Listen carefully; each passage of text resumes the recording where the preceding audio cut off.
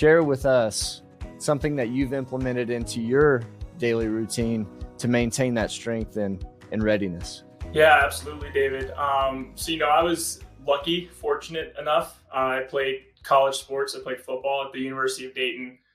So I kind of escaped the college years in better shape than I entered, unlike a lot of people. So definitely started with a good foundation, but ever since then, staying in that routine and that accountability really comes down to my routine and identifying what my fitness goals are. So instead of trying to bench press 225 as much as I can, I'd love to play a round of golf now without a sore back, right? So actually, I'm really starting to get into some PT. It's kind of my new thing I'm doing right now that recently is just, hey, let's take care of this body. I've only got one of them. I beat it up for years and years through high school and college.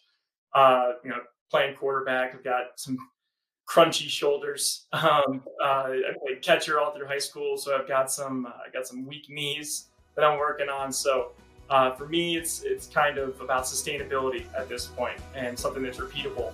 And getting in the gym, staying active. Recently moving to Denver, so getting out on the hikes and taking credit for all those exercises.